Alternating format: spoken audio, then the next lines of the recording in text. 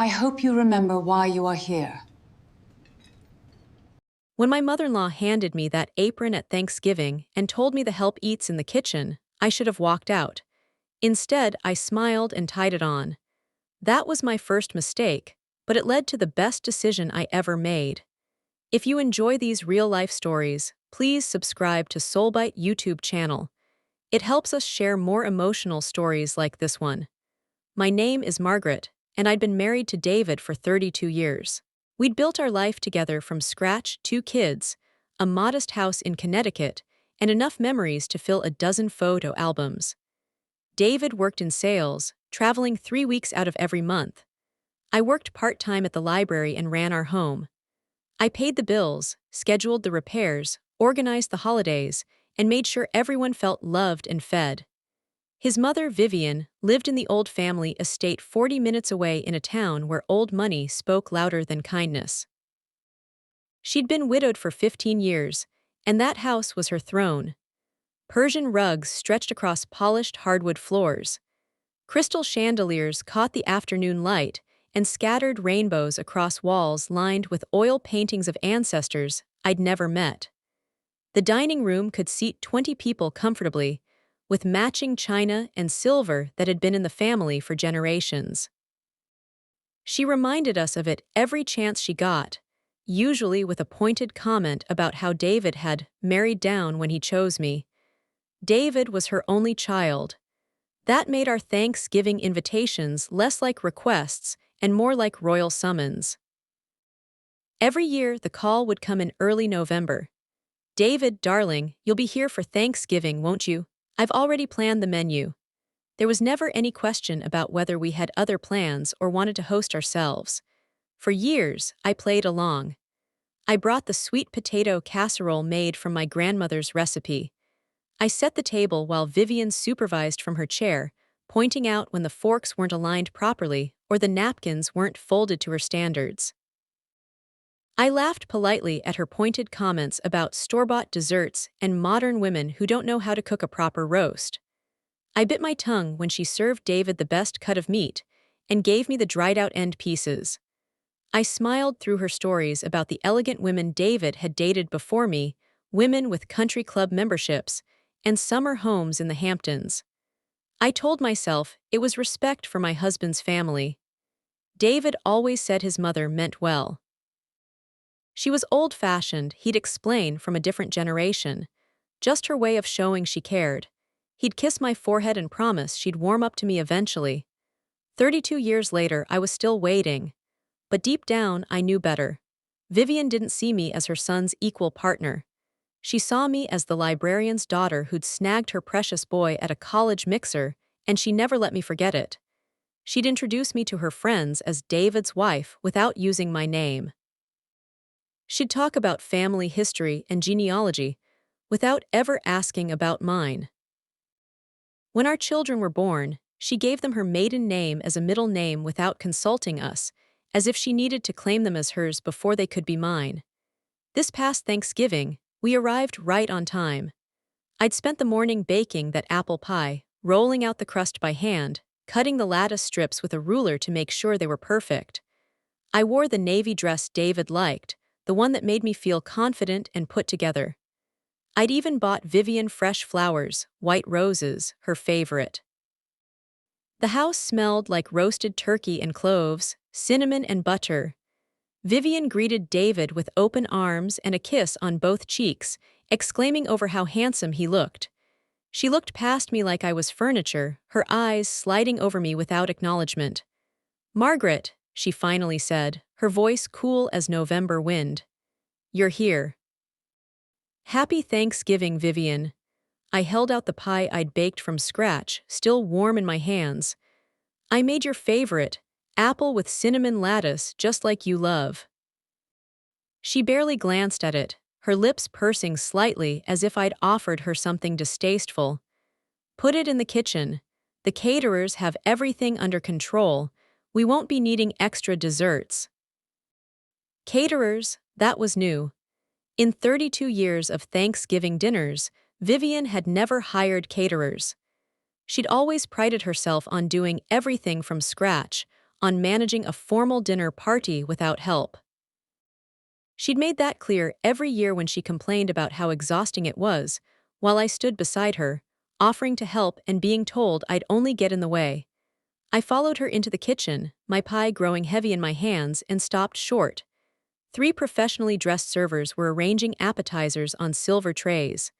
A chef in crisp whites was basting the turkey, which looked magazine perfect. Everything gleamed.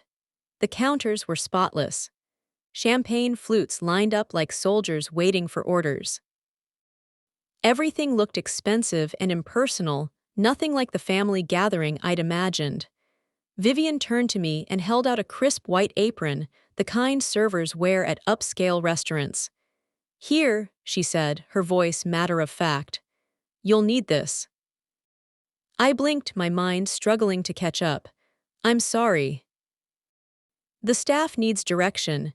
You can help coordinate, make sure the appetizers go out on time, refill drinks, clear plates between courses." She looked me up and down, her gaze lingering on my dress. "And Margaret," her voice dropped, becoming almost confidential. "The help eats in the kitchen after we're finished. You understand." The room went silent. One of the servers, a young woman with dark hair, stared intently at her cutting board. The chef turned away, suddenly very interested in the contents of the oven. I heard someone clear their throat. The air felt thick and impossible to breathe. I felt my face burn, heat spreading from my chest to my hairline. David was in the living room, chatting with Vivian's bridge club friends. He hadn't heard a word. He had no idea his mother had just reduced his wife of 3 decades to hired help. I took the apron. I don't know why. Maybe it was habit, 32 years of swallowing insults and smoothing things over. Maybe it was shock, my body moving on autopilot while my brain tried to process what had just happened.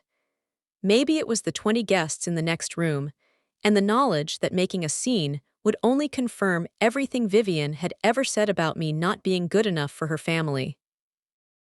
I tied it around my waist and watched Vivian glide back to her guests, her silk blouse catching the light, her pearls gleaming at her throat. She didn't look back. The first hour was humiliating in ways I'm still finding words for. I carried trays of bacon-wrapped dates and cheese puffs. I refilled water glasses and wine glasses, invisible as I moved between conversations. I cleared plates while Vivian held court at the head of the table, laughing and gesturing with her wine glass, telling stories about charity galas and European vacations. Her friends barely looked at me. When they did, it was with pity or confusion. Why was David's wife serving them like staff? David caught my eye once across the dining room and mouthed, "You okay?" I nodded and smiled, the expression feeling like plastic stretched across my face. What else could I do? Make a scene in front of 20 people. Throw down the apron and storm out, giving Vivian exactly what she wanted, a proof that I didn't belong. I stayed. I served. I smiled until my face ached. When dinner ended, Vivian dismissed me with a casual wave of her hand, not even looking in my direction. "Margaret, you and the staff can have your meal now. There's plenty left in the kitchen." I ate standing up next to the industrial sink, next to a server named Maria who whispered, "I'm so sorry. This is not normal. I've worked a lot of family dinners and this is really messed up."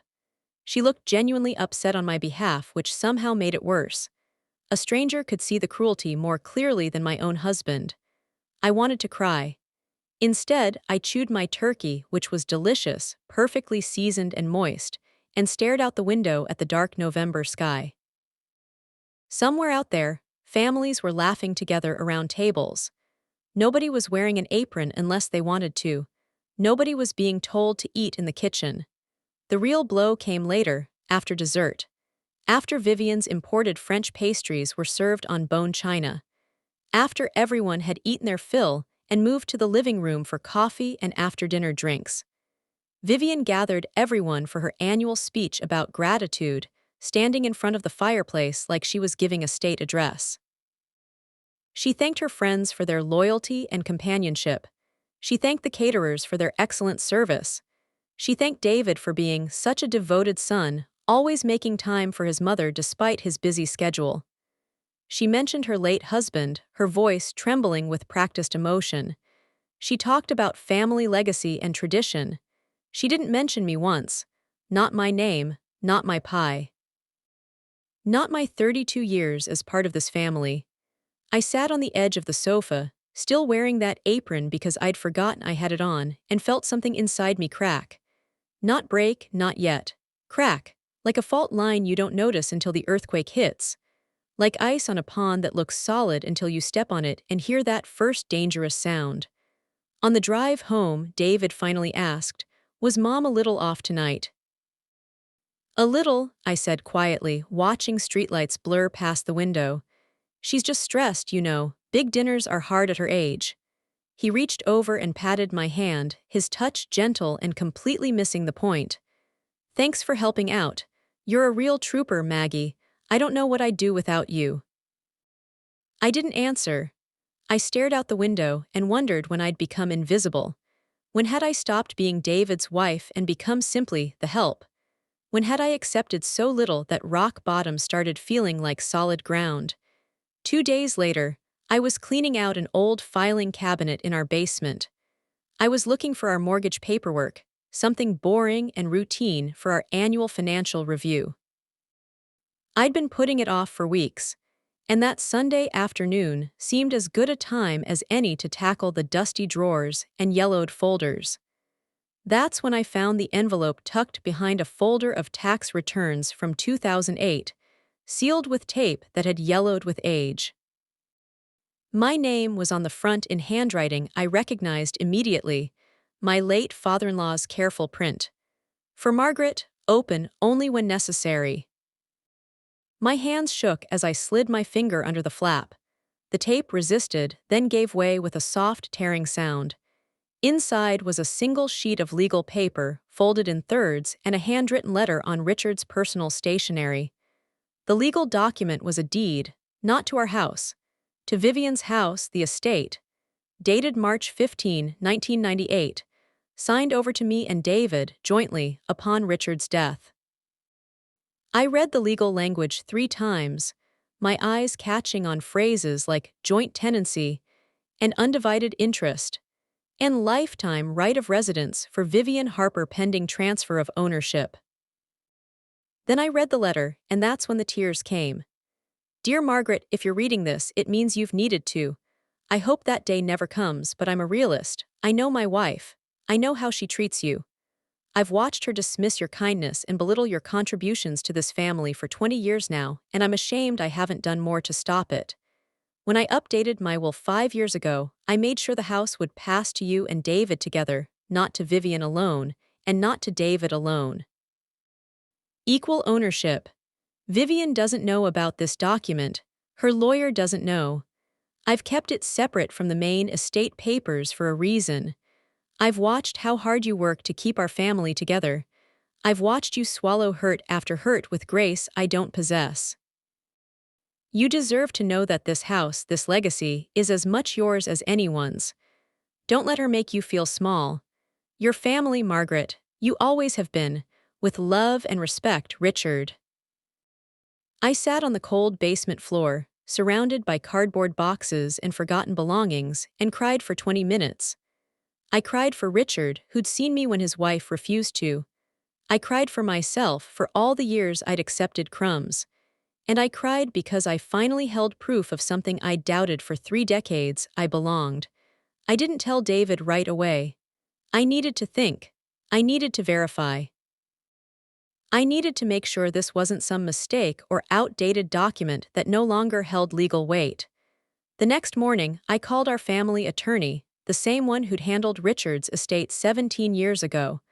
I explained what I'd found, reading portions of the deed over the phone. "Yes," he said carefully, choosing his words with obvious precision. "That deed is legitimate. It was filed with the county shortly before Richard's death. Vivian was granted lifetime residence, but legal ownership transferred to you and David jointly in 1998. She never acknowledged it. I assumed David had told you years ago." He didn't know, I said, my voice steadier than I felt. There was a long pause on the other end of the line. I heard papers shuffling. I see. Well, legally, you and David are the property owners. Vivian is essentially a tenant, though we've never formalized those terms since it was understood to be a family arrangement. I thanked him and hung up, then sat at my kitchen table for an hour, staring at that deed. For 3 days, I carried that knowledge like a stone in my pocket. Heavy, secret, powerful. I thought about Vivian's smug smile as she handed me that apron, her casual cruelty. The way she'd made me eat in the kitchen like hired help in a house that was, legally, half mine. I thought about all the Thanksgivings before this one. All the Christmas dinners and Easter brunches. All the quiet humiliations served alongside expensive wine. All the times David had asked me to just let it go because that's just how she is. Finally, I made a plan. It wasn't revenge, it was clarity. It was drawing a line in the sand after 32 years of watching that line get swept away. I asked David to sit down with me one evening after dinner. I showed him the deed and the letter. He read it twice, then looked up at me with wide eyes. I had no idea, he whispered. Dad never said anything. I know, I said, but now we both do, and we need to decide what this means. We talked for hours that night. David was shocked, angry at his father for keeping secrets, even with good intentions, confused about his mother's behavior and whether she'd known all along. But mostly, he was horrified that I'd been treated the way I had in a house that was legally ours. He apologized for not seeing it sooner, for asking me to tolerate what should never have been tolerated. What do you want to do? He finally asked. I told him. The following Sunday, we drove to Vivian's house unannounced. It was raining, a cold December rain that made everything look gray. David carried a folder with copies of the deed. I carried my dignity like armor. Vivian opened the door in her silk robe, her face registering surprise and then annoyance. David, Margaret, what's this about? You should have called first. We need to talk, Mom, David said, his voice firm in a way I'd rarely heard. Now. We sat in the formal living room, the one I'd never been allowed to clean because the furniture was too delicate for rough handling. David laid the deed on the coffee table between us like evidence in a trial. Vivian's face went white, then red, then carefully, deliberately blank. She stared at the paper without touching it. What is this? She asked, though her voice suggested she knew exactly what it was. It's the deed to this house, David said quietly. Signed over to Margaret and me when Dad died. You've been living here as our guest for 17 years. Did you know that? She didn't answer right away. Her hands trembled in her lap. Her jaw worked silently. Finally, she whispered, Your father had no right to make that decision without consulting me. He had every right, I said, my voice calmer than I'd expected. This was his house, his family's house, his decision to make, and you've spent nearly 2 decades treating me like garbage in a home that legally belongs to both of us. Her eyes flashed with anger, then something else, fear maybe. How dare you come into my home and speak to me this way? It's not your home, I interrupted gently. That's the point, it's our home, and you've spent 17 years acting like I don't belong here, like I don't belong in this family. I leaned forward, my voice steady. The apron at Thanksgiving was the last straw, Vivian. You humiliated me in front of your friends. You treated me like I wasn't family. But I am, and this house proves it. David leaned forward, his expression serious. Here's what's going to happen, Mom. You can continue to live here rent-free for as long as you want. That was clearly Dad's intention and we'll honor it. But things are going to change. Margaret is co-owner of this property. You will treat her with respect. You will apologize for Thanksgiving and every other time you've been cruel. And you will never, ever pull something like that again. Vivian stared at us like we'd grown second heads. The rain drummed against the windows. A clock ticked somewhere in the house. If you can't do that, I added softly, we'll need to discuss other arrangements. legal ones. We can formalize your tenancy with rent and terms, or we can explore assisted living communities. But we can't continue like this. The room fell silent except for the rain. Vivian looked from David to me and back again. I watched her process it, the power shift, the reality that her son was choosing his wife, that the house she'd lorded over us wasn't actually hers, that her cruelty had finally found its limit. Finally, after what felt like an hour but was probably only minutes, Vivian looked at me. Her voice was small, stripped of its usual authority. I didn't think. Richard told me this was still mine. He said I'd never have to leave. And you won't, David said. But you also don't get to treat Margaret like she's beneath you, not anymore. Vivian apologized. It wasn't graceful or warm or everything I might have hoped for after 32 years, but it was real.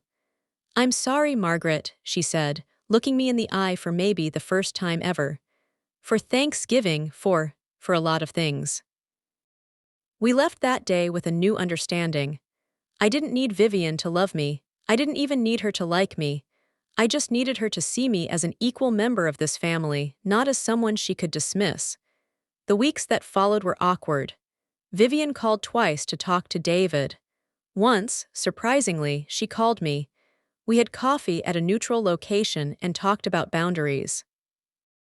She explained that she'd felt powerless after Richard died, that controlling the house and the holidays had been her way of maintaining some authority. It wasn't an excuse, but it was honest. The following Thanksgiving, we hosted at our house. It was David's idea. We invited Vivian, unsure if she'd come. She arrived early with flowers and a store-bought pie. I thought you might need help, she said, setting her purse down in the kitchen. She wore an apron, her own, brought from home, and asked where I kept the serving bowls. We worked side by side that afternoon, mostly in comfortable silence. She complimented the turkey. She asked about my daughter's new job. She didn't make a single barbed comment about my cooking or hosting abilities. When we sat down to eat, she looked across the table at me and said, "Thank you, Margaret, for everything. This is lovely." It wasn't perfect, but it was honest. It was a beginning. I learned something important that year. Respect isn't about being loud or demanding. It's about knowing your worth and refusing to accept less. Sometimes the quietest power is the document you didn't know you held and the courage to finally use it. Sometimes family isn't about blood or last names or who owns what. It's about choosing to see each other, even when that choice is hard. If this emotional story touched you, please like, comment, and subscribe to Soulbyte. Sharing these real-life family drama stories helps us reach more people who need to hear them. Your support means everything.